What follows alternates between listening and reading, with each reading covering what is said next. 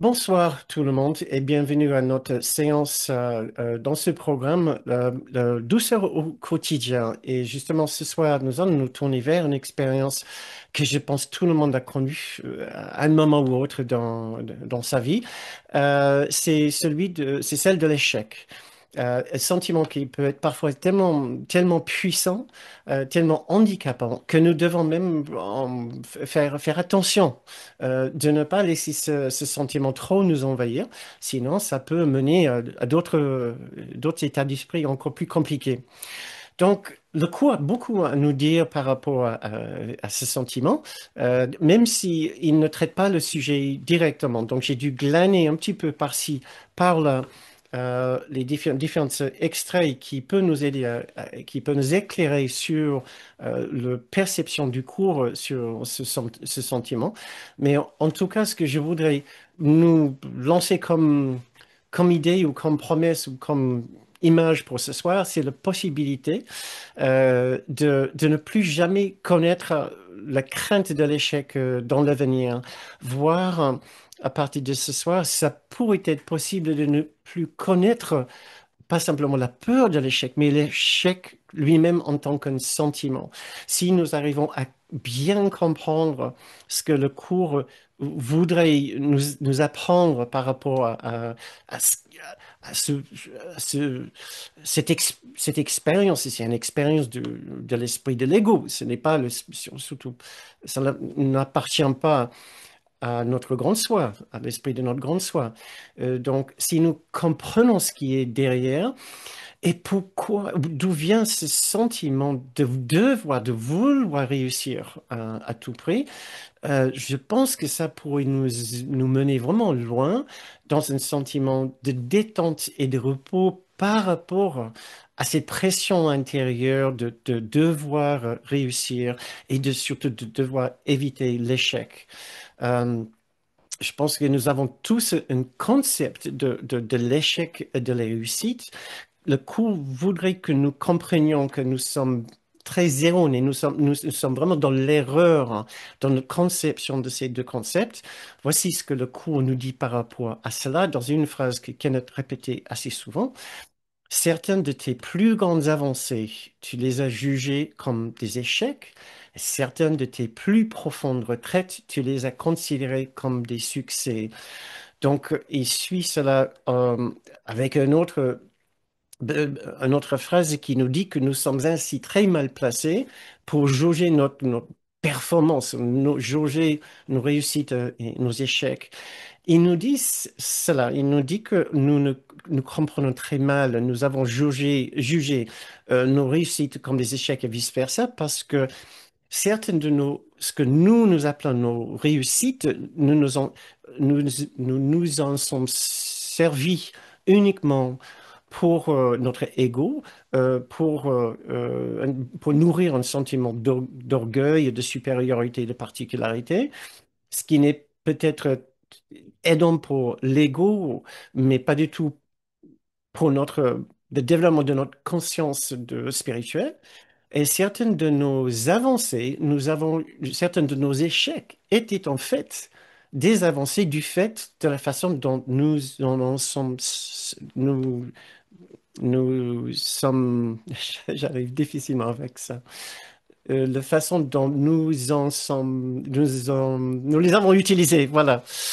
J'ai encore du progrès à faire. Donc, des fois, nous avons vécu un échec, mais cela a tellement nourri notre chemin spirituel que nous pouvons constater après qu'effectivement, sans cela, on ne sera pas là où nous sommes aujourd'hui. Heureusement, dans un sens, cet événement s'est produit pour nous donner l'élan ou l'ouverture dans notre esprit qu'il nous fallait pour progresser spirituellement ou psychologiquement. Donc, notre concept de réussite et de succès, de réussite et d'échec sont bancals, nourris bien sûr par ce monde. C'est ce que nous allons essayer de voir ce soir, ce qui est derrière et ce que nous pouvons faire pour corriger tout cela, accepter notre condition, accepter notre esprit tel qu'il est. Voilà. Euh, Nous lisons dans le cours que le ciel est ici et le ciel est à demeure. Nous lisons cela dans le chant de la prière. Et je voudrais que cette idée s'ancre dans notre esprit pour nous aider ce soir, puisque si le ciel est ici et le ciel est notre demeure naturelle, et que c'est à la portée de main, à la portée de notre esprit, cela veut dire que nous n'avons pas besoin de réussir grand-chose, de réussir grand-chose pour atteindre cet endroit extraordinaire que le cours appelle le ciel, qui est nul autre que la conscience de notre véritable condition de perfection, la condition de notre esprit uni avec celui de l'unité parfaite de Dieu. Voilà. Euh, mais commençons. Nous avons un peu de travail à faire. Nous allons essayer de le faire sans nous presser, mais je sais que je cours toujours un petit peu après le temps, donc commençons. Euh, selon notre pratique de l'instant saint, nous allons d'abord explorer ce phénomène de notre esprit pour être conscient qu'il est là euh, et pour accepter, pour pouvoir faire la place dans notre esprit, pour ne pas en avoir peur, pour ne pas le juger, pour que nous puissions le débusquer, nous puissions le désamorcer la prochaine fois qu'il fait une tentative d'envahir notre esprit. Pour cela, nous devons d'abord nous poser certaines questions pour, pour savoir quelle est la place de ce sentiment d'échec dans notre vie, quelle forme est-ce que ça peut prendre, quelles sont nos réactions par rapport à cela. Et nous allons faire une méditation d'accueil, d'observation, d'accueil sans jugement de cette expérience, ce qui, selon Kenneth Wapnick, qui dit que le fait de reconnaître l'ego dans notre esprit sans le juger est déjà 50% de la guérison. Donc, ce qui va nous aider déjà énormément à changer notre rapport à l'échec. Si nous avons peur de l'échec, nous allons nous mettre sous une grande pression de réussir, pardon. Et donc, ça sera très bénéfique de savoir si c'est notre cas, nous avons peur de l'échec, de sentiment d'échec, et aussi de savoir comment nous pouvons changer notre rapport avec ce sentiment d'échec pour qu'il ne nous hante pas dans une arrière-partie de notre esprit. Donc voilà, donc euh, pour cette première exercice, la première étape dans notre pratique de l'Esprit Saint, pratique de l'instant saint, pardon, j'ai l'habitude de vous poser quelques questions. La première question, pour nous mettre dedans, pour nous refamiliariser avec le sujet de l'échec, si ça semble un petit peu loin pour nous, je voudrais vous inviter à visualiser une situation d'échec dans un certain domaine de votre vie. Nous commençons par cela pour nous souvenir qu'effectivement, c'est quelque chose qui peut et qui nous est arrivé et qui peut nous arriver. Pour nous souvenir de cette expérience, légèrement si c'était un grand échec, l'idée n'est pas de revivre cet échec, mais nous remettre dedans pour, pour que pour que nous sachions à quel point c'est important, à quel point ça peut être handicapant, à quel point ça peut biaiser nos réflexes, nos décisions pour le futur. Si nous avons essuyé un grand échec, peut-être que ça va nous empêcher de faire des tentatives dans un certain domaine de la vie par la suite. Par exemple, un échec dans la vie sentimentale peut nous refroidir de faire les tentatives dans le futur. Ça sera vraiment dommage. Euh, donc, réfléchissons tout d'abord, mettons-nous dans le contexte de ce sujet. Si vous avez envie, vous pouvez mettre un petit commentaire dans le fil de chat. Euh, Vous pouvez mettre un petit commentaire dans le fil de discussion. Euh, Est-ce que vous avez vécu une situation d'échec et plutôt juste dans quel domaine de la vie? Que ce soit professionnel, relationnel, par rapport à l'argent ou même par rapport à la santé, un sentiment de ne pas avoir réussi votre santé. Donc, je vais attendre quelques instants pour que quelques réponses entrent. Et entre-temps, je peux vous lancer sur la deuxième question. Donc, j'ai ici quelqu'un qui partage avec nous un échec scolaire entraînant un manque de confiance. Un autre, un échec dans une relation avec un ami. Encore un autre, un échec affectif quand son mari est parti. Encore un autre, un échec sentimental m'a été, m'a ôté peut-être toute envie de nouvelles rencontres. Mm. Merci. Ouais. Euh, Encore un autre commentaire. Échec dans ma relation avec ma famille. Merci. Je continue à lire vos commentaires, vos suggestions, vos réponses à cette question. Échec dans les relations familiales. Encore un autre. Échec par rapport à un choix de santé. OK, très bien. Encore un autre professionnel, un échec professionnel, de ne pas avoir réussi à vivre de ma passion. Merci. Dans plusieurs domaines, amour, dans les relations avec frères et sœurs. Merci. Échec relationnel avec des amis et un de mes emplois que j'aimais beaucoup. OK, merci. Échec dans les relations amicales.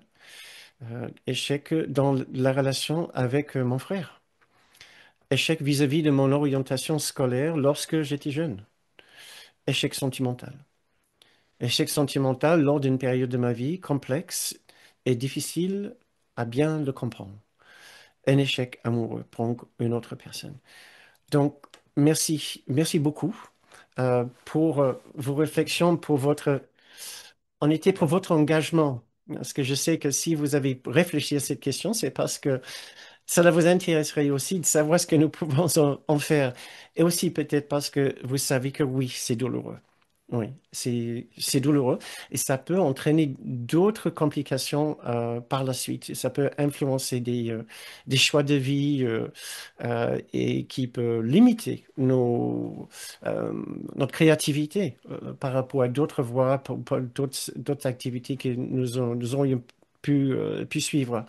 Et dans les échecs dans la vie sentimentale, bien sûr, parfois ça peut être particulièrement difficile à absorber et à intégrer pour nous laisser libres par la suite.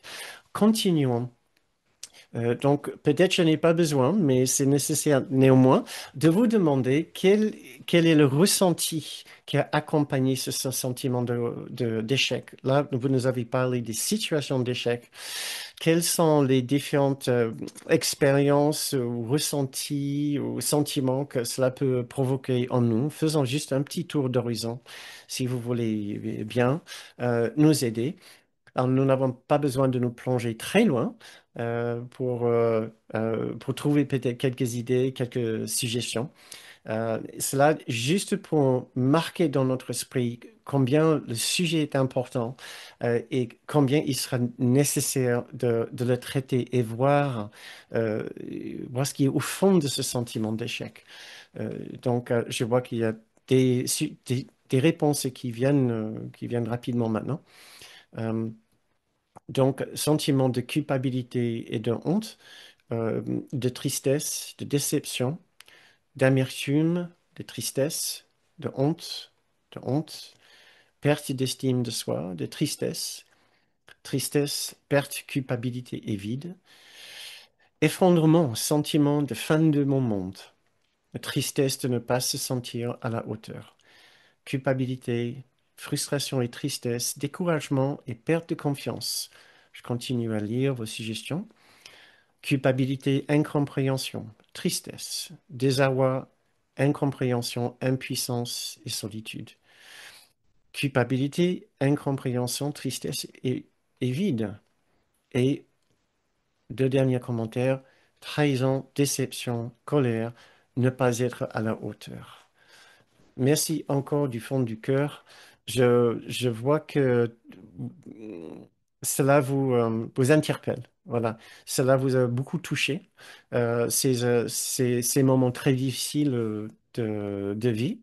Euh, et je me demande, je pense que c'est la même question que peut-être Jésus pourrait demander. Est-ce que vous avez pu recevoir et accueillir ce sentiment, mais sans le juger et sans vous juger? Euh, Ça fait partie intégrante de du processus de guérison du cours. Euh, cette idée de regarder, d'accueillir, d'observer cette expérience, ce sentiment malheureux, ce sentiment très inconfortable, de cette façon, avec de l'aide intérieure, avec Jésus, est une façon de commencer à déjà mettre une distance entre nous, l'observateur, et l'expérience elle-même. Commencer à le regarder, à l'observer, à mettre une certaine distance critique qui peut nous aider à voir qu'il peut avoir l'expérience et qu'il peut avoir des sentiments très forts, mais nous ne sommes pas ce sentiment très puissant. Il y a une expérience, il y a un sentiment puissant dans notre esprit, oui. Et c'est ce que nous allons faire, essayer de faire maintenant, faire une méditation où nous pouvons donner une certaine place à ces sentiments très inconfortables dans notre esprit, sans le laisser nous envahir. C'est l'entraînement que nous faisons dans ce programme, lors de cette et dans cette première étape, qui nous permet de, de créer un genre de socle intérieur, de bâtir un genre de socle intérieur de confiance dans notre capacité d'être avec nous-mêmes dans nos moments difficiles, au lieu de les fuir, au lieu de les justifier, au lieu de nous combattre, d'être en lutte. Nous pouvons juste nous poser et trouver un moyen d'accepter un guide qui ferait cet exercice avec nous, qui, et ensemble, nous laisserons la place à cette expérience pour l'observer, ce qui va déjà changer notre rapport à cette difficulté. C'est ce qui est essentiel ici. Au lieu d'être envahi par le sentiment, nous allons laisser une certaine place à ce sentiment, euh, mais sans le laisser aller trop loin. Donc, si vous voulez bien, je voudrais bien vous encourager à faire cette petite méditation en contemplation avec moi. Donc, si vous voulez bien juste baisser votre regard, baisser vos yeux ou fermer vos yeux, nous allons passer juste 5 petites minutes à essayer de faire cela. Nous allons essayer de faire de la place pour cette expérience sans la laisser nous envahir et à développer une capacité, développer une nouvelle habitude par rapport à cette expérience difficile de l'échec. Donc, si vous voulez bien, fermez les yeux et commencez à trouver votre chemin vers votre sanctuaire intérieur, vers ce lieu en vous de silence et de paix. Pour vous aider, je vous encourage à prendre une grande inspire et puis à laisser le souffle sortir très doucement.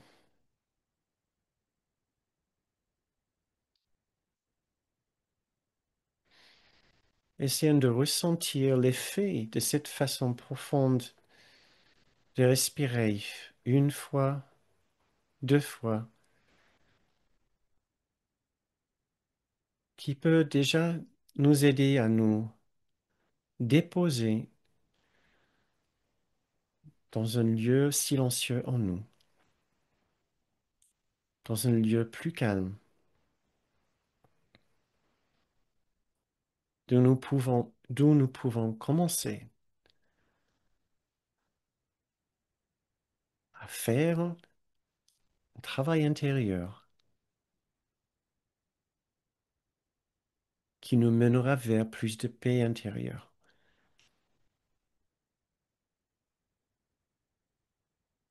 Nous sommes enfin prêts et je vous invite à porter à votre esprit un souvenir ou une image d'une situation qui vous a confronté avec une expérience d'échec.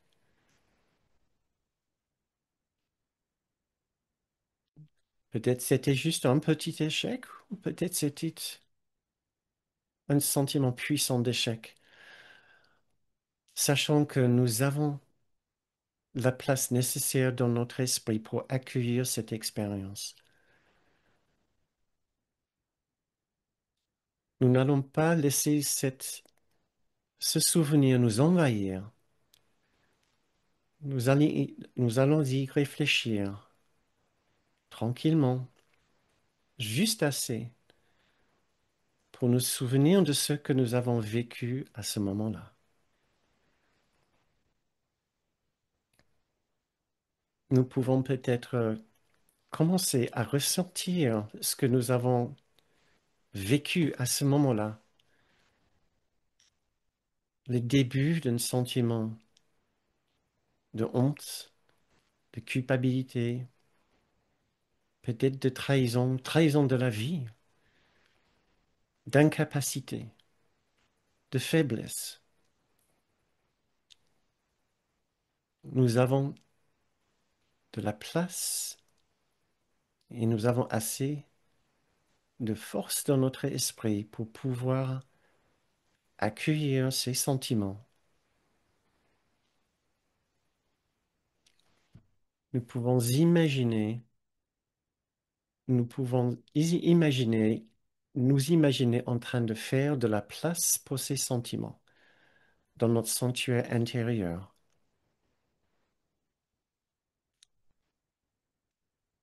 Tout ce que nous pouvons faire pour accueillir ces sentiments sans le laisser nous envahir.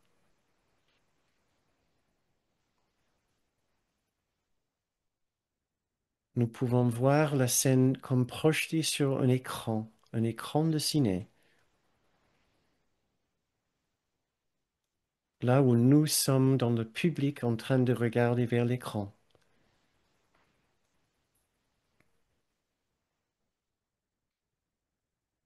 Et nous sommes en sécurité,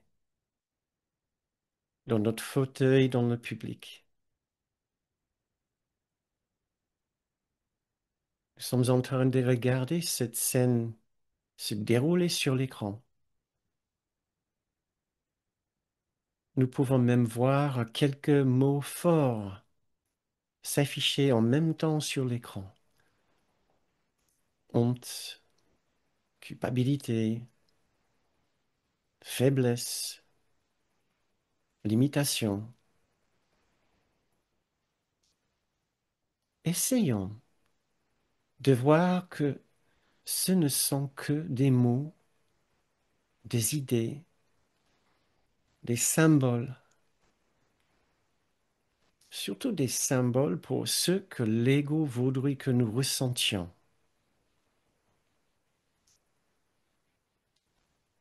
Ce n'est pas Jésus qui voudrait que nous ressentions de telles choses. Et nous pouvons imaginer un guide là avec nous, peut-être assis à côté de nous, en train de regarder le même écran avec nous. Notre scène d'échec est projetée sur l'écran. Nous sommes tentés de revivre cette scène avec tous les sentiments et expériences difficiles qui ont accompagné cette expérience à l'époque. Puis nous regardons à côté de nous à Jésus, qui regarde également l'écran Et lui, son visage est totalement calme. Si vous souhaitez, vous pouvez même imaginer Jésus tourner son regard vers vous. Et dans son regard, vous pouvez voir toute la confiance qu'il a en vous, toute la tendresse qu'il a pour vous,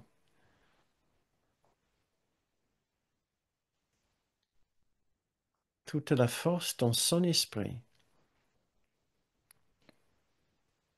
Et vous savez intimement qu'il ne porte aucun jugement sur vous face à ce que vous pensez était une situation d'échec.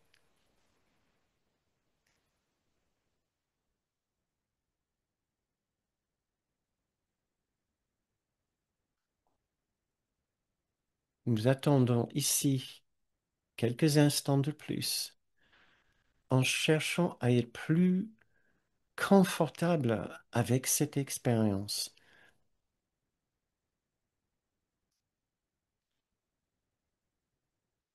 Nous voulons surtout désamorcer le sentiment de peur de revivre la même chose.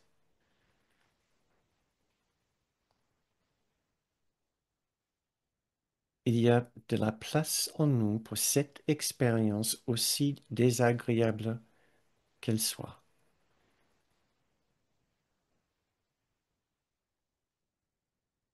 puisque nous partageons cet espace intérieur avec l'Esprit de Jésus. Et lui, il a assez de calme, de force, de tendresse et de confiance pour nous deux.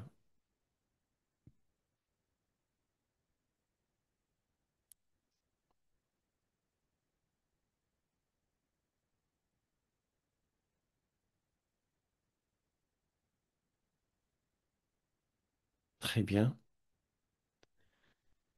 Maintenant, je vous invite à quitter votre salle intérieure et à retrouver votre chemin vers l'extérieur, vers cette séance. Vous pouvez commencer à mettre du mouvement dans vos mains, dans vos pieds. Vous pouvez bouger vos bras, votre nuque pour sortir de cette méditation. Et quand vous vous sentez prêt, je vous invite à ouvrir vos yeux.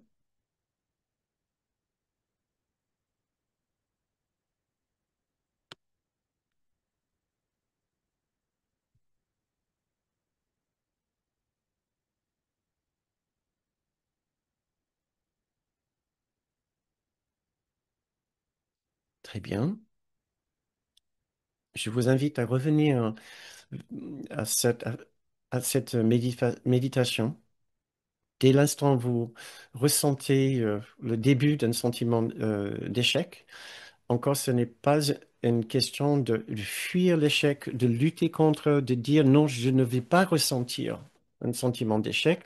Ça joue directement en faveur de l'ego qui adore quand nous résistons une expérience, puisque ça veut dire que l'expérience est puissante. Il a pu générer une expérience puissante pour nous. Nous voulons enlever le sentiment de puissance en voyant un petit peu son bluff, voilà, en puisant dans cette expérience pour voir ce qui est derrière.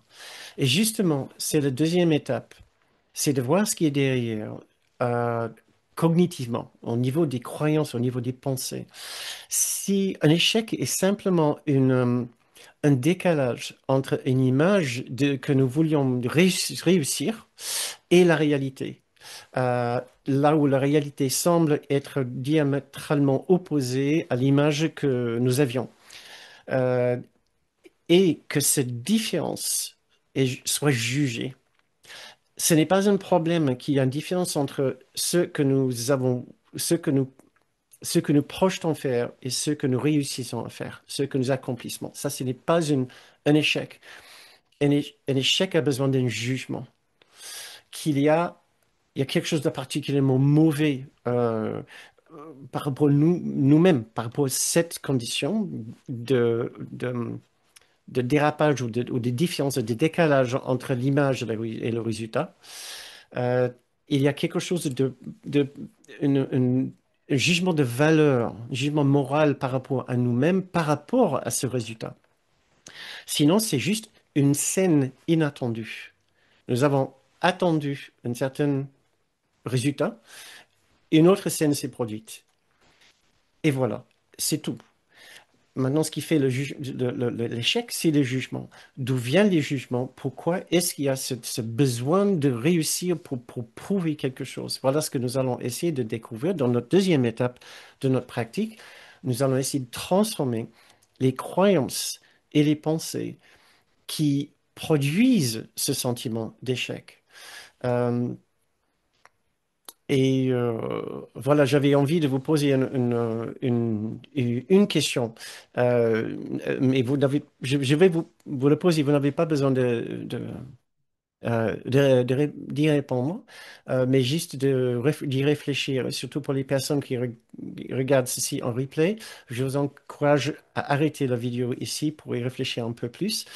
Euh, est-ce que est-ce que vous avez encore des projets en vue actuellement sur lesquels vous avez l'impression que votre bonheur dépend? Est-ce que vous avez des projets actuellement qui pourraient déterminer, donc le résultat pourrait déterminer un sentiment de réussite ou d'échec? Euh, euh, et la question est importante puisque cela veut dire que vous êtes encore en train de vous mettre sous pression, euh, sous la pression de l'ego qui dit si tu ne réussis pas, alors attention, mon jugement va tomber.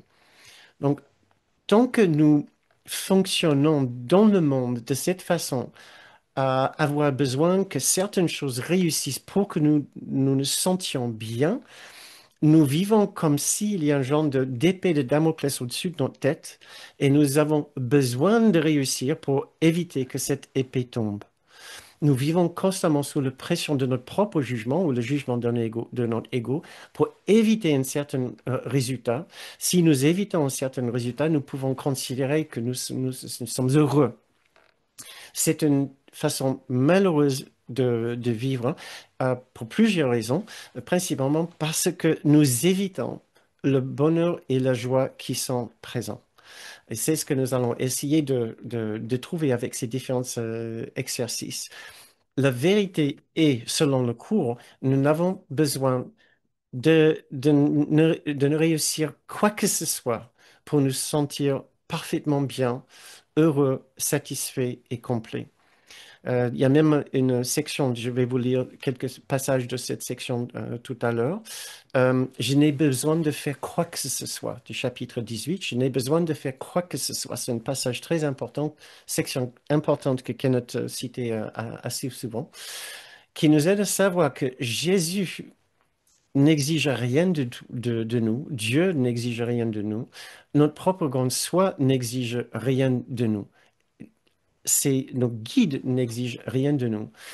Nous sommes déjà parfaitement accomplis à leurs yeux. À leurs yeux. Voilà. Donc, voici voilà l'interprétation du cours par rapport à cette question d'échec maintenant. D'où vient le sentiment d'échec? Nous pouvons aller comme nous avons l'habitude de faire tout au début de notre choix de séparation pour trouver l'origine du sentiment d'échec. Tout ce monde, tous nos projets sont une tentative de régler un problème qui n'est pas dans ce monde, mais sur un niveau plus élevé, au niveau ce qu'on appelle métaphysique ou ontologique, puisque ce monde est bâti sur l'idée d'un échec. Notre propre identité est bâtie sur une idée d'un échec. Le premier échec, c'est la particularité, le soi personnel. L'échec que nous fuyons tous les jours est un sentiment que la particularité, l'individualité elle-même est une expérience ratée. nous nous levons le matin et dès l'instant que nous nous définissons en tant que la personne que nous pensons être, en nous regardant dans la glace, nous sommes déjà confrontés avec un sentiment d'échec. Si nous écartons la conscience du fait d'être bien plus grand que ce corps, d'être un esprit, un magnifique esprit uni avec celui de Jésus, du Saint-Esprit, du Christ et de Dieu, etc. Si nous écartons cette conscience, si nous nous rabattons sur la petite conscience de notre petit soi, nous serons dominés, notre conscience sera dominée par un sentiment d'échec. Et nous allons courir après toutes sortes de projets pour, pour rattraper ce sentiment de faute, de petitesse. Première erreur que je peux vous lire, ce passage qui est assez clair sur le sujet. Ne refuse pas la conscience de ta complétude. Accepte ton sentiment d'échec comme étant une erreur et rien de plus sur ce que tu es. Accepte ton sentiment d'échec comme étant une erreur sur ce que tu es. Il nous donne deux informations. Ici, la première information, il dit que ce sentiment d'échec vient d'une une erreur d'identité. Le sentiment d'échec vient principalement d'une erreur d'identité. Et il dit, et rien de plus, ce qui veut dire, n'en fais pas une trop grande histoire. Ce que je trouve très important qu'il ajoute cela. Deuxième raison pour ce sentiment d'échec, ce monde est un échec. C'est pas simplement que notre petite identité est un échec, mais ce monde est un échec. Et il ne donnera jamais le sentiment de satisfaction que nous cherchons. Même quand nous réussissons les projets, ce sentiment de satisfaction reste superficiel et surtout temporaire. Et après un certain temps, il va falloir que nous redéfinissions et nous recourons après d'autres projets que nous allons essayer de réussir de la même façon. Euh, oui, je peux vous lire ce passage de la leçon 71 qui parle de cela. Le plan de Dieu pour le salut marche simplement parce qu'en suivant sa direction, tu cherches le salut où il est. Dans ce passage, il va dire que le fait de chercher le salut dans le monde ne marchera pas. Le salut, ça veut dire le bonheur, la satisfaction. Le fait de chercher le salut dans le monde ne marchera pas. Je continue à lire. Autrement, ton but est divisé et tu tenteras de suivre deux plans pour le salut, un plan avec Jésus et un plan avec l'ego. Donc un plan intérieur, de paix intérieure et un plan de l'ego de réussir nos projets professionnels et relationnels. Tu tenteras de suivre deux plans pour le salut qui sont diamétralement opposés à tous égards. Le résultat ne peut apporter que la confusion, la misère et un profond sentiment d'échec et de désespoir. Je voudrais vous dire ici, c'est très important. Kenneth l'a répété très souvent, ce n'est pas pour cela que nous devons arrêter nos projets et juste rester comme des légumes à la maison ou aller camper une grotte quelque part en montagne ou une hutte dans les bois. Nous, non, nous continuons nos projets. C'est important de rester bien engagé dans cette vie, dans nos projets. Tout d'abord, parce que nous n'y sommes pas encore à ce niveau de conscience claire. Nous avons besoin de nos projets pour continuer à chercher le bonheur dans ce monde. Et comme Kenneth disait, si seulement nous pouvons aussi savoir que le bonheur que nous cherchons n'est pas simplement peut-être à la fin, mais pendant le voyage. Il dit à ce moment-là, nous sommes en train d'utiliser ces projets à bon escient. Nous avons tout transformé une relation particulière avec ce projet en une relation sainte.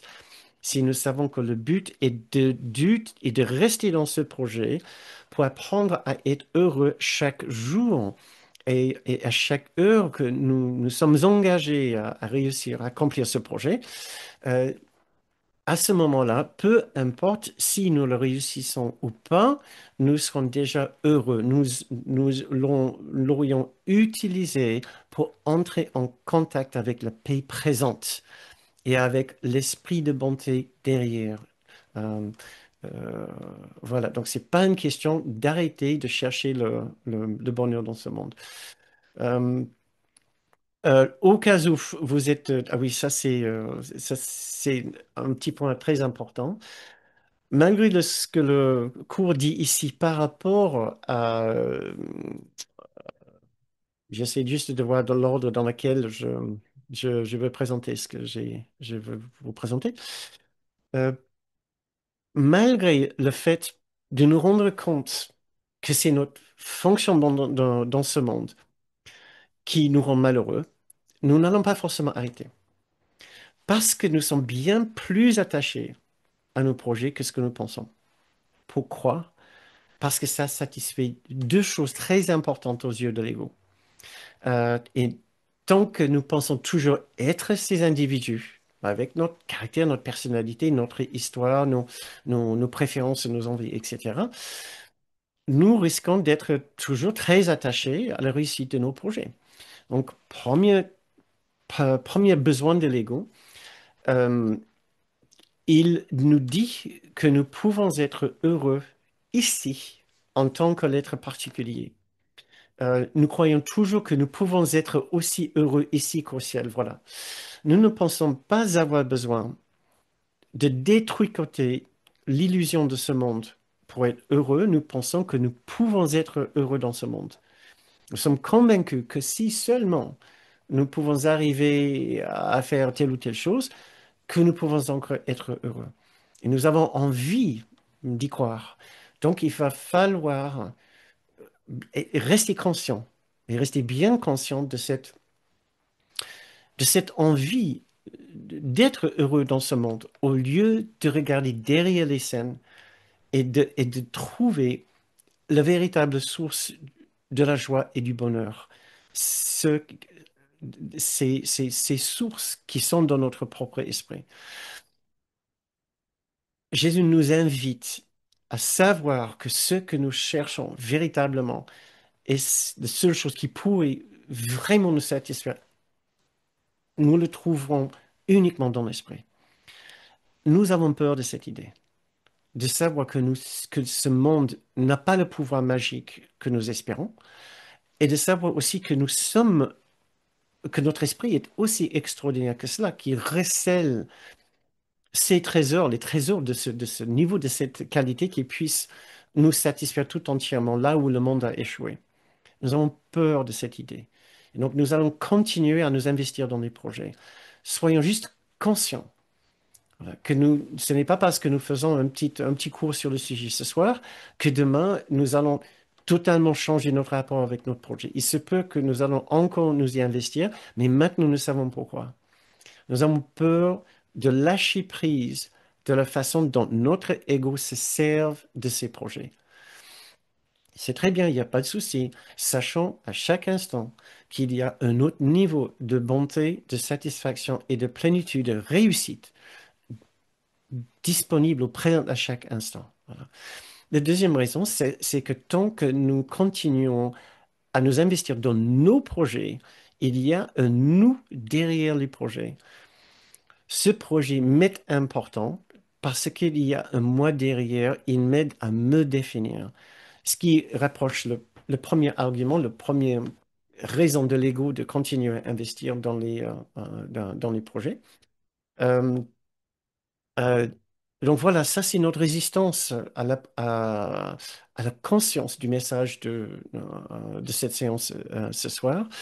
Jésus voudrait nous informer, ce qu'il fait d'une façon magistrale dans la leçon 200, que ce monde ne nous donnera jamais les bienfaits que nous cherchons.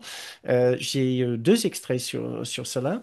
Je vais vous lire le premier extrait. Le deuxième, je vais mettre ici, incrusté à la fin dans la vidéo, à la fin de à la fin de cette lecture.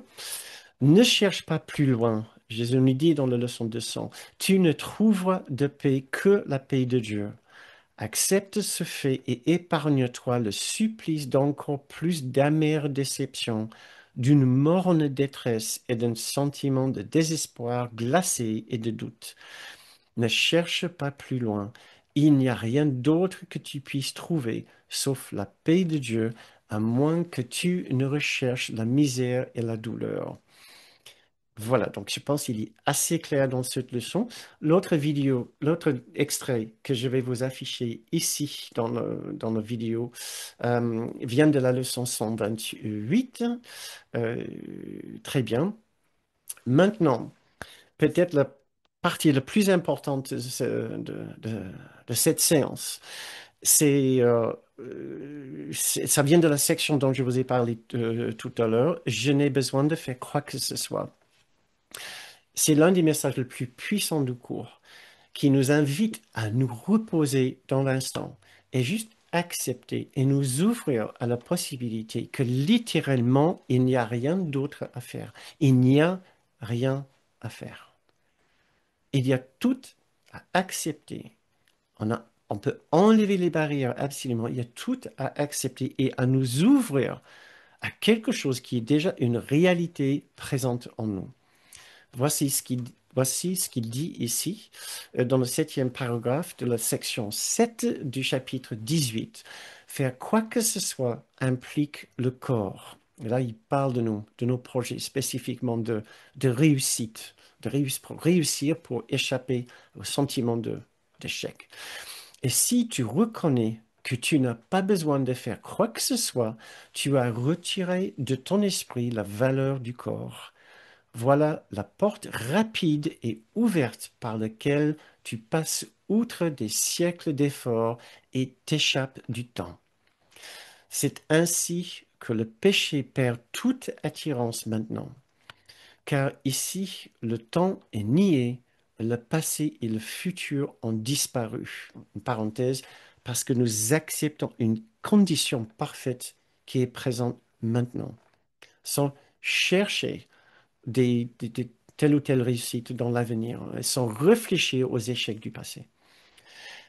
Qui n'a pas besoin de faire quoi que ce soit n'a besoin, n'a pas besoin de temps. Écoutez-moi ceci, ne rien faire, c'est se reposer et préparer un lieu en soi où l'activité du corps cesse d'exiger de l'attention. C'est en ce lieu que vient le Saint-Esprit et c'est là qu'il demeure.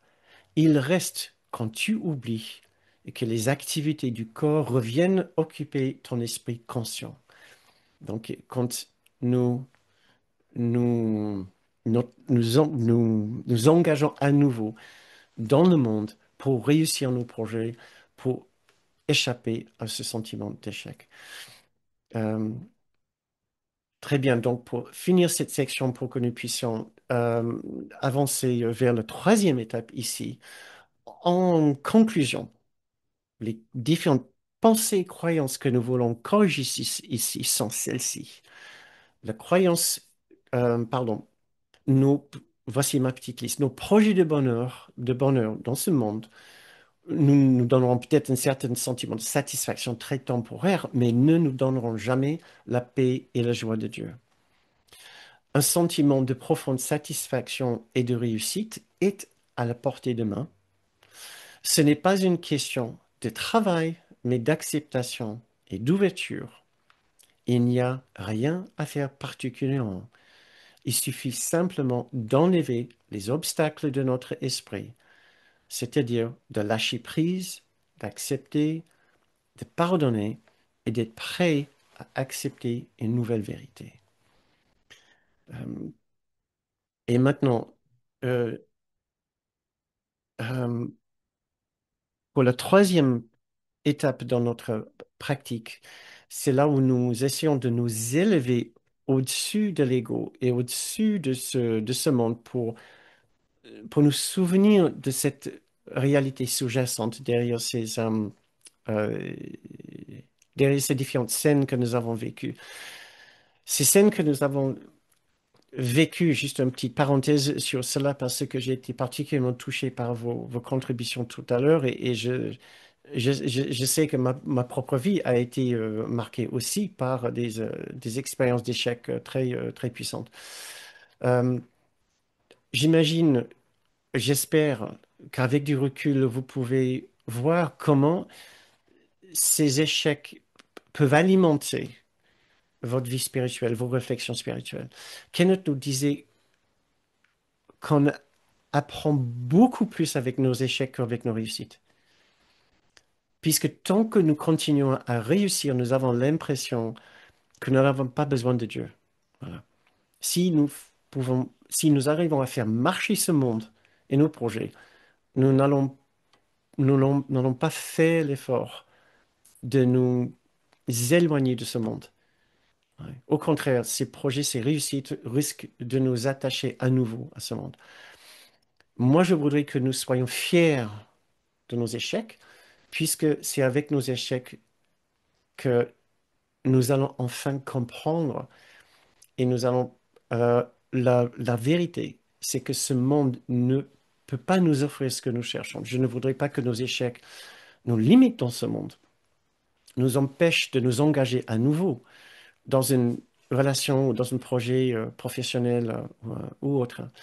Euh, mais, euh, mais voilà, personnellement, je sais combien mes échecs ont nourri mon chemin et je vous dis très sincèrement, je ne serais pas en train de faire ce que je suis fait là aujourd'hui.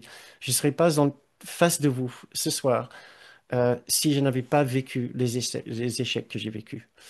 Euh, voilà.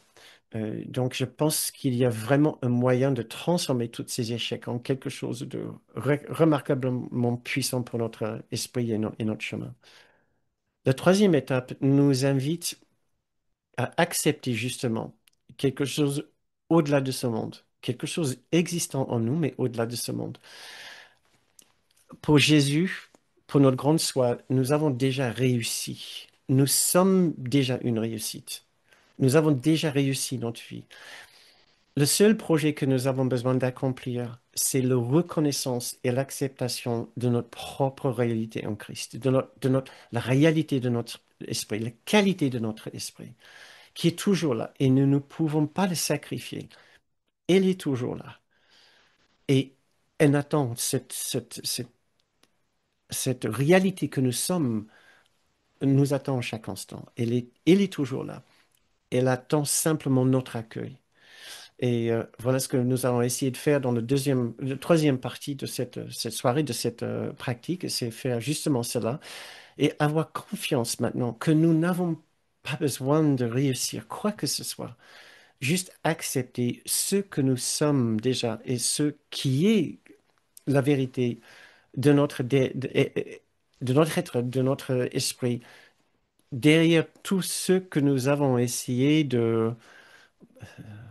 d'imposer sur, sur notre conscience, d'entreposer ou de placer sur notre conscience.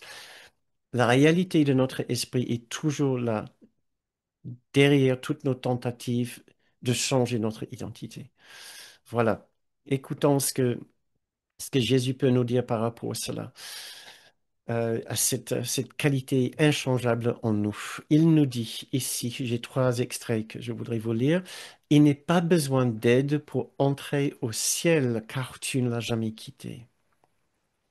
Dans la quiétude, écoute ton soi avec un S majuscule aujourd'hui et laisse-le te dire que Dieu n'a jamais quitté son Fils et que tu n'as jamais quitté ton soi.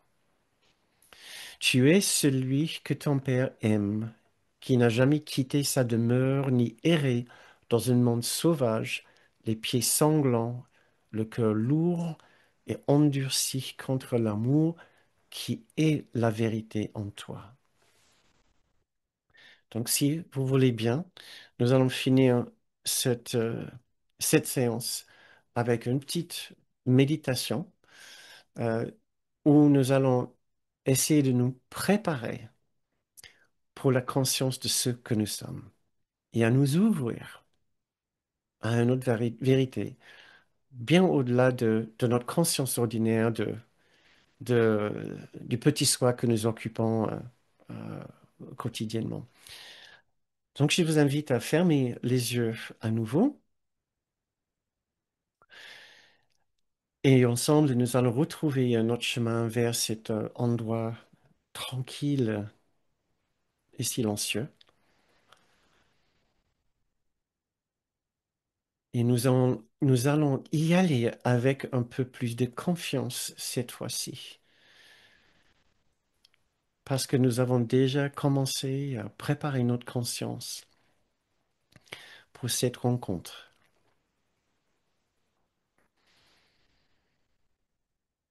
en suivant notre respiration qui nous guide si bien vers cet endroit tranquille.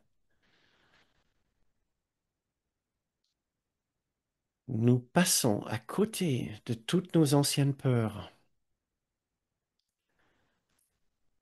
Nous les laissons de côté, nous les laissons derrière nous. Notre préoccupation avec les questions d'échec, les questions de réussite, les questions des projets.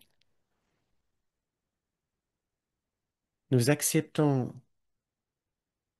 les mots de Jésus dans ce passage-là, où il nous a dit ne rien faire, c'est se reposer et préparer un lieu en soi où l'activité du corps et du petit soi cesse d'exiger de l'attention.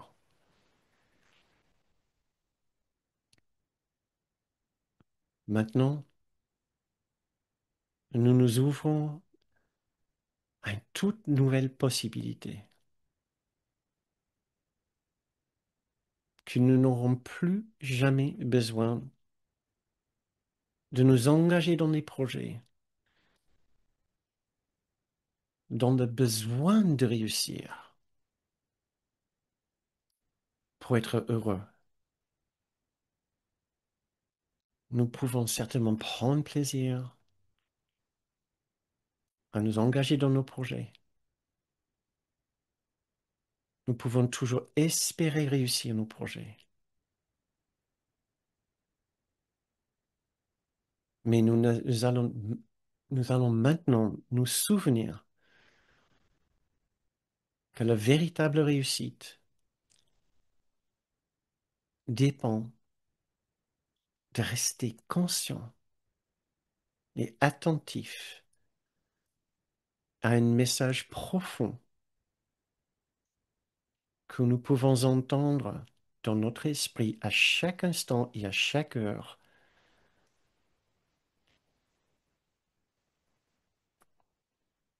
de notre activité pour réussir notre projet. Nous sommes les enfants parfaits d'un Père parfaitement aimant qui n'attend rien d'autre que notre acceptation de son amour.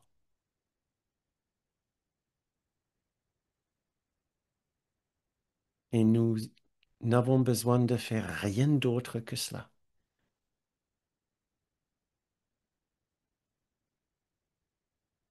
Nous asseoir en silence ou prendre un instant de silence lors d'une journée bien affairée et tourner notre regard à l'intérieur pour nous souvenir de la vérité au-delà des apparences, des exigences de notre activité.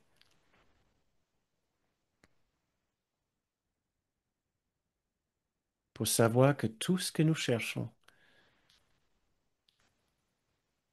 tout ce que nous avons envie de vivre et de ressentir, tout cela est déjà possible là où nous sommes.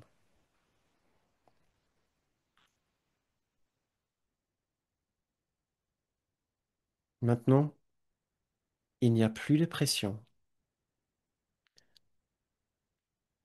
Nous n'avons plus peur de notre ego qui voudrait commenter notre progrès.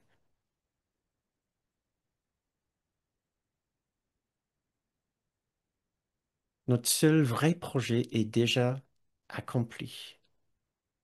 Nous sommes ce que nous avons toujours été, les enfants parfaits d'un Dieu parfaitement aimant. Et c'est tout ce que cette vie attend de nous.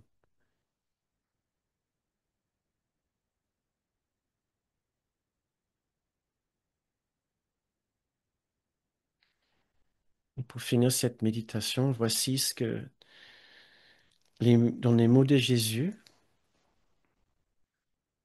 comment il finit ce passage sur le fait que nous n'avons pas besoin de faire quoi que ce soit.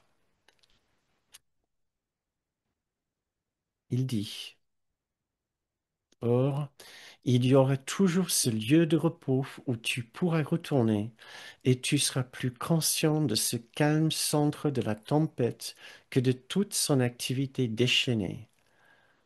Ce calme centre où tu ne fais rien te restera, t'apportant le repos au milieu de chaque affaire pressante où tu es envoyé.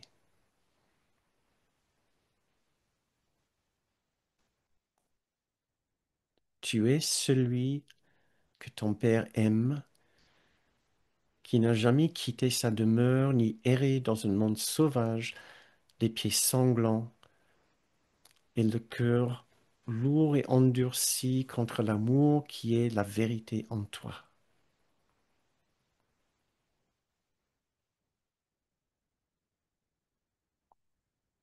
Dans la quiétude, écoute ton soi aujourd'hui et laisse-le te dire que Dieu n'a jamais quitté son Fils et que tu n'as jamais quitté ton soi.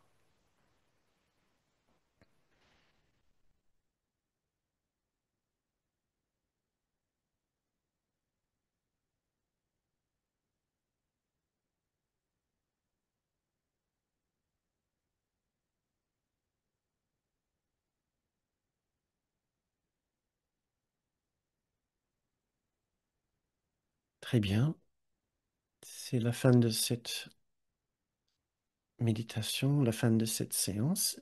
Si vous souhaitez rester dans cette méditation, je vous invite à baisser le son sur votre appareil euh, ou de quitter la séance.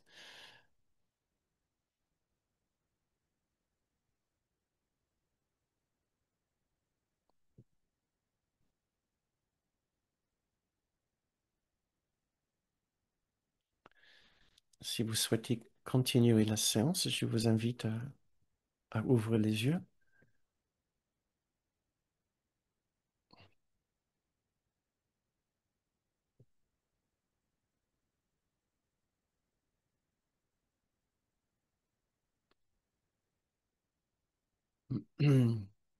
Très bien. On peut entrer dans la deuxième partie de la séance maintenant.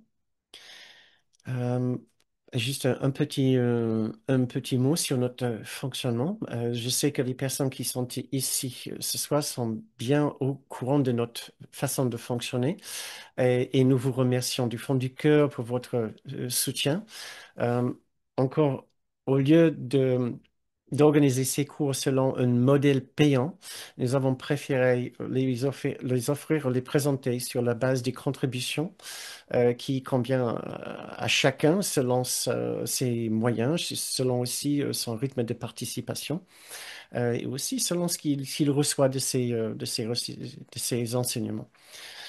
Si vous suivez régulièrement nos activités, si vous vous sentez nourri, nous vous invitons le plus chaleureusement et sincèrement à faire une contribution d'un montant quelconque, aussi petit que ce soit, puisque c'est notre seul moyen de continuer à faire ces séances, à offrir ces enseignements.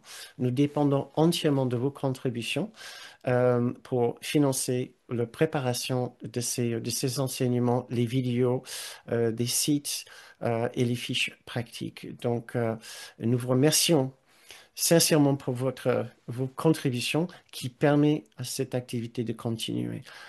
Donc, vous pouvez faire votre contribution en cliquant sur le bouton que vous allez trouver dans la vidéo. En cliquant sur le bouton plus, vous allez voir apparaître un descriptif où vous trouverez le lien pour contribuer. Et sinon, pour les personnes qui sont ici ce soir, Peut-être si Patricia a le temps, elle peut mettre le lien ici, mais dans le fil de chat. Mais je pense que la plupart de ceux et celles qui sont ici ce soir contribuent, ont déjà le moyen de contribuer. Merci, merci Pat. Euh, Très bien. Maintenant. J'avais quelques petits problèmes d'élocution ce soir et pour former mes phrases. Je passe parfois par des moments où voilà, ça vient plus difficilement. Excusez-moi. Je ne sais pas pourquoi. Ouais, ça arrive. Une séance tous les 4-5 mois peut-être, deux, trois fois par an. Je reconnais, je vois une certaine difficulté de former mes phrases euh, et de respecter toutes les règles de grammaire. Christine, je vois que tu as ouvert ton micro. Oui, bonsoir Bernard, bonsoir tout le monde. Bonsoir. Bernard, franchement, j'aimerais bien parler anglais aussi bien que ce que tu parles français, Oui, c'est gentil. premièrement. Mais voilà, ce que je voulais dire, j'aimerais bien que tu fasses un petit récap sur les différentes manières de pardonner. C'est-à-dire que voilà, maintenant, je veux vraiment, chaque fois que j'ai un malaise qui se présente en moi, Hmm, appliquer le pardon du cours, mais je me rends compte qu'il y a plein de différentes oui. manières Mhm, à ce pardon. Alors, par exemple, moi, ce qui me vient le plus facilement, c'est de dire là, je me sens pas bien ou celui-là, il m'énerve. C'est parce que ça réactive mon malaise ontologique, de me croire séparé de Dieu. Oh, mais tu n'es pas séparé de Dieu, donc tout va bien. Et hop, ça va mieux. Ça, c'est une manière que j'applique facilement. oui. Après, il y a ce que tu as dit la dernière fois, c'était très aidant. Euh, Ça y est, je me souviens plus maintenant, j'ai un trou. Tu as dit, attends, ah oui, je me sens mal, voilà, j'ai un malaise vis-à-vis de quelqu'un ou de moi-même. Mais ça, ces émotions négatives, elles sont juste là pour m'éviter d'être dans le grand soi. Et parce que je ne veux pas me fondre, me dissoudre dans le grand soi. Mhm, Ça, j'ai trouvé ça très puissant. Et comme ça a mis longtemps pour monter au cerveau, je me suis rendu compte le lendemain matin en relisant mes notes, je me suis dit, waouh, mais là, ça, c'est vraiment puissant, c'est incroyable. mhm, Ok, et après, il y a une autre manière, c'est Gary Renard. Il dit toujours, ah ben ça, c'est juste parce que ça n'existe pas, l'extérieur n'existe pas. Mais moi, je trouve ça vraiment, d'abord, bon, peut-être que c'est vrai, mais pour l'instant, j'en suis pas au niveau où j'arrive à me dire, voilà, toi, tu n'existes pas, tu es juste une projection de ma propre intériorité. Je trouve ça très difficile. Et est-ce que c'est mhm. vrai? Voilà. Euh, Bon, alors la question c'est, est-ce que tu peux dire un peu les différentes manières ou qu'est-ce qui peut nous aider à appliquer ce pardon facilement, voilà, au jour le jour. D'accord. Oui, oui, avec plaisir. Ça dépend un petit peu de la situation qui nous met en conflit. Prenons un petit peu ton exemple d'une contrariété avec quelqu'un qui t'énerve. C'est un peu ça, où Par quelqu'un fait exemple? quelque chose, dit quelque chose, et soudain tu as une réaction intérieure d'énervement, ça te plaît pas. Tu trouves particulièrement déplacé ou injuste, ou il y a d'autres mots qui viennent par rapport à ce que pour Oui, n'importe, n'importe. tout ça, Ça peut ça peut être faire. parlant, d'accord. Oui. Euh, il y a plusieurs choses effectivement qu'on peut faire. Tout d'abord, je pensais que Kenneth nous inviterait à prendre responsabilité. C'est la première chose dans le cours. Je ne suis jamais contrarié pour la raison à laquelle je pense qu'il y a toujours une autre raison. Et Mhm. cette autre raison m'implique moi et les choix que je suis en train de faire. Mhm. Ça, c'est primordial, c'est-à-dire au lieu de continuer à lui donner une force à cette autre personne pour me déranger, je veux m'impliquer. Je veux savoir, il se passe quelque chose en moi qui est en train de me rendre sensible à ce que cette autre personne a fait ou a dit. Mhm. Euh, Ça, c'est déjà très bien. Comme tu as dit, la chose que je suis en train de me faire, c'est de me séparer d'un sentiment de force, de puissance et de confiance et de me réfugier dans un petit soi qui, par la suite, c'est une fois que je me coupe de mon grand soi, de quelque chose en moi qui est fort, je me réfugie dans un sentiment de faiblesse et cette faiblesse s'exprime de façon différente pour chacun. Mhm. C'est-à-dire, toi, ta sensibilité sera X, pour une autre personne, ça sera Y. Ce que cette personne t'a dit n'aura aucun effet sur une autre personne. Mais par contre, si la personne avait dit encore autre chose à l'autre, voilà, peu importe, on, on peut me faire réagir uniquement à partir du moment que je me suis coupé de mon grand soi, d'une source de force intérieure. Je le fais parce que je n'ai pas encore décidé que je veux vivre entièrement et pleinement dans mon grand soi. Je suis sûr qu'il y a des personnes qui pourraient te dire des choses qu'aux yeux d'autres personnes sont désobligeantes. Mais ça ne t'affecte pas. Parce que tu as décidé par rapport à cela, tu restes dans le grand soi. Tu ne prends pas ça mal. Mhm. Par rapport à certaines choses, boum, tu es là, dans le grand soi. Tu comprends la difficulté de cette autre personne. Tu sais, tu es au-delà. Il y a quelque chose dans toi qui est au-delà. Par contre, quand il s'agit de cette question-là, cette façon de parler, non, niet. C'est parce que toi, tu as décidé pour tes propres raisons que tu veux rester sensible dans ce domaine-là, mais dans les autres domaines, ça va. Ça va à peu près. Il n'y a pas de raison particulière. Tu as jeté ton dévolu sur une certaine sensibilité. Les autres, tu as décidé de passer dessus plus facilement. Chacun a sa façon de rester très sensible par rapport à certains sujets et pas du tout dérangé par d'autres. C'est pour ça que la même personne peut nous parler mal, mais c'est juste une phrase sur cinq qui nous dérange vraiment. Et d'autres personnes vont dire, non, mais comment tu supportes cette personne? Mais chaque phrase qu'elle dit est vraiment désagréable. Et tu vois, tu dis, ah ben non, pour les plupart, vraiment, ça me passe dessus, ça glisse sur moi. Mais par contre, de temps en temps, elle dit un truc que vraiment ça me froisse. Donc, on n'a pas besoin de chercher pourquoi on a telle ou telle sensibilité. On a juste besoin de savoir, c'est toujours un choix de rester sensible pour pouvoir rester dans cette dynamique de gêne. Le grand soi en nous, une fois qu'on on l'a atteint, n'est dérangé par rien.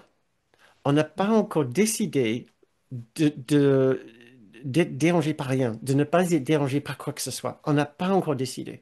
On peut le décider. On peut parce que à ce moment-là, on glisse notre conscience vers, dans un sens, la perception de Jésus. On demande à Jésus chaque fois, qu'est-ce que tu en penses toi? Qu'est-ce que tu en penses? Quelle sera ta réaction? Comment tu réagirais ici? Qu'est-ce que tu vois chez cette personne? On lui demanderait chaque fois. On ne le fait pas parce qu'on n'a pas envie de joindre notre esprit dans celui de notre guide, de Jésus, de notre propre grand soi.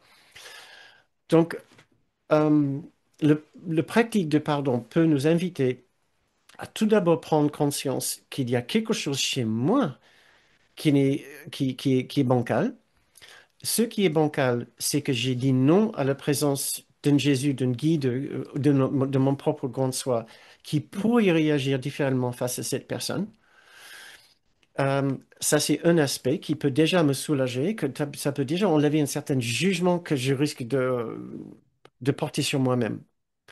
Euh, Autre chose que nous pouvons faire, dont nous avons discuté plein de fois, c'est je peux essayer de comprendre pourquoi cette personne dit ce qu'elle dit, fait ce qu'elle fait.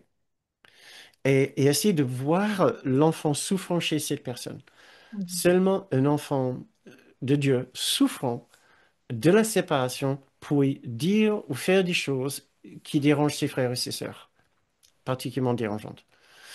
Donc, c'est à moi d'identifier la souffrance de la séparation chez cette personne. À ce moment-là, cela va m'aider aussi, moi, à voir que je suis dérangé, moi, parce que je suis dérangé, non pas véritablement par l'autre personne, mais par la souffrance. La souffrance fabrique une immense contrariété dans notre esprit. Nous sommes déjà toujours contrariés. ou en potentiel. Si nous ne sommes pas contrariés, ce n'est pas parce que nous sommes dans la paix de Dieu, c'est parce que nous avons assez d'éléments dans notre vie en place qui gardent notre nez au-dessus de l'eau. Hein, Mhm. ça, c'est les relations particulières. J'ai assez de choses en place qui me satisfont, qui me font plaisir. Mais dès qu'il y a une personne qui dérange cet équilibre de tout ce que j'aime, j'ai l'impression de basculer dans l'esprit faux. Or, j'y ai déjà été. Ouais. J'y étais déjà, mais j'ai assez de choses en place qui m'aident à ne pas le savoir. Si la paix de Dieu n'est pas dans mon esprit tout le temps, et que je ne suis pas dérangé, ça veut juste dire que je suis en train de compenser avec toutes mes relations particulières. Donc, on peut déjà nous relaxer et nous reposer dans la conscience que nous sommes quasiment presque tout le temps dans l'esprit faux. Et ce n'est pas une faute, ce n'est pas un péché, ce n'est pas un problème. C'est juste une condition normale à accepter quand dans notre première étape, accepter, nous ouvrir, accueillir. Voilà, c'est là où je suis. Je ne juge pas. Je veux juste être attentif à ça. Si la paix de Dieu inébranlable n'est pas dans mon cœur, je suis forcément dans l'esprit juste. Excusez-moi, dans l'esprit faux. Je suis forcément en fragilité, en vulnérabilité. Si je ne le ressens pas comme ça, c'est juste parce qu'il y a assez de choses en place dans ma vie qui ne me perturbent pas. Mais dès qu'il y a quelque chose, dès qu'il pleut sur ma fête, euh, je vais vite voir qu'en fait, j'étais pas avec la paix de Dieu. Euh, donc, on a prendre responsabilité, voir que c'est la séparation en moi, fais un effort pour voir la souffrance chez l'autre personne. Et un autre, voir que je suis la même que l'autre personne quelque part. Lui, il est capable de m'envoyer un petit truc. Est-ce que moi, je ne suis pas capable de, dans une autre situation, de faire une remarque désobligeante à une autre personne? Donc, on en a parlé à plusieurs reprises. On peut aussi se rabattre sur une autre technique. C'est d'identifier lequel de mes trois besoins n'a pas été satisfait. J'ai trois besoins: reconnaissance, valorisation, de satisfaction. Souvent, c'est toujours l'un de ces trois besoins qui a été contrarié quand quelqu'un me contrarie. Donc, soit j'attendais plus de respect de cette autre personne, ça veut dire que c'est reconnaissance, ça veut dire que c'est ma particularité qui a été blessée. Si cette personne m'insulte, me fait vraiment une réflexion, alors à ce moment-là, c'est un sentiment de valorisation. Et je peux savoir qu'il a activé mon sentiment de culpabilité. Je me sens, je me sens, je me sens déjà assez mal dans la séparation. Je n'ai pas besoin que cette autre personne renforce le fait qu'il voit ce mal chez moi. Donc, je peux faire une petite analyse pour voir, ah bah ouais, là, il va vraiment activer quelque chose dans mon esprit.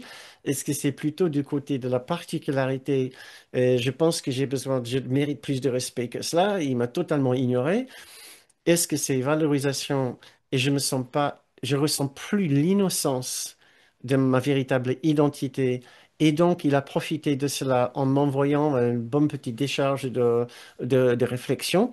Et ça a bien atterri là où il voulait, chez moi, à ce moment-là. C'est une pratique d'innocence. Il essaie de montrer que mon image est ternie. Et moi, je veux me réfugier dans ce sentiment d'innocence, qu'il n'y a rien de mal. Il peut dire ce qu'il veut, il va juste commenter mon petit soi. Donc, on a plusieurs pistes à suivre. Tu as raison. Il y a plein de différentes pistes à suivre ou de pratiques qui sont englobées dans l'idée du pardon. J'ai pensé justement depuis 2 jours que le prochain programme, j'allais faire sur le pardon. Euh, Inévitablement, il y a une erreur. Oui. Et c'est pour ça que dans la deuxième étape de cette pratique, on essaie d'identifier l'erreur, oui, dans notre pensée. Euh, c'est une explication un peu longue, je ne sais pas si, et je suis sûr que j'ai pas touché le fond de tout ce qu'on peut dire par rapport au pardon. Ouais, Euh, c'est super, merci beaucoup Bernard. euh, Et tu diras aussi une autre fois, on n'a peut-être pas le temps, mais par rapport à ce qu'il dit Gary Renard, le fait que rien euh, n'existe. Euh, C'est je- la manière un peu rapide de dire, hop, il n'y a pas de problème puisque rien n'existe. bah, tout, Bon, on tout est quand même. d'abord, Kenneth ne serait pas du tout d'accord avec ce genre Ah voilà, je voulais de avoir. conseil. Il nous met en D'accord. garde, mais constamment, justement, de ne pas dire ça à quelqu'un qui se sent blessé ou autre. De toute façon, pourquoi t'es dérangé? Tu n'existes même pas. Ce monde n'existe pas, tu n'existes pas, c'est d'autres. Non, non, non, s'il vous plaît. Même si vous êtes vraiment tenté de le dire ou de le penser, ne vous le dites pas et ne le dites pas à d'autres étudiants du cours. On commence par le cœur. On est tous des enfants blessés. On a plus besoin d'être compris là où nous sommes. Et nous avons beaucoup d'autres étapes à franchir avant d'arriver tout en haut du sommet de l'esprit, où soudain nous rendons compte que personne n'est ici, ce monde n'a jamais existé. Mais on commence certainement pas avec ça. Bon, alors je veux bien. Moi, je préfère. Je préfère. Ce n'est pas le processus du pardon. Ouais. Ok. C'est une déclaration, c'est une déclaration d'une vérité à un certain niveau de conscience, mais qui ne fait absolument pas partie de la pratique du pardon, qui nous prend là où nous sommes et qui nous montre progressivement. Ce qui est irréel est notre jugement. Ce n'est pas ce monde qui est irréel, c'est nos jugements qui rendent ce monde réel pour nous. On enlève nos jugements et on commence à voir la transparence de ce monde. Hmm. C'est nos jugements qui rendent ce monde réel. C'est pour ça Kenneth nous dit, la pratique du pardon nous demande d'enlever les jugements euh, qui sont à l'origine de notre expérience de la séparation. Ouais, oui. On- et on pratique tous les jours pour identifier, voir ces jugements.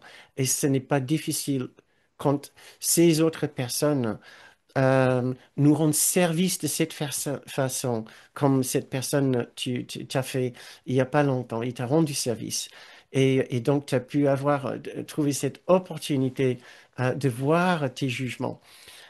Et maintenant, tu peux trouver le moyen d'en lâcher prise et de voir que ton ego s'en est servi euh, pour faire ce qu'il fait toujours. Il veut Mhm. se sentir, il veut avoir une histoire, il veut avoir un amour propre qui est blessé. C'est ce qu'on fait. C'est pour ça, la première étape dans cette pratique, c'est juste nous pardonner, accepter. Il n'y a absolument rien de mal. N'en faisons pas une trop grande histoire, sachant ce que nous faisons.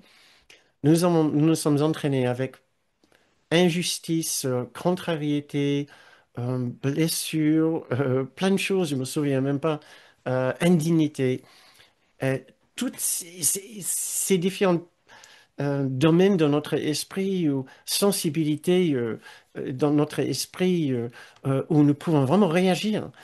Euh, Nous essayons de faire de la place. Première étape, faire de la place pour ces expériences, pour ne pas en avoir peur, mais pour ne pas les suivre non plus.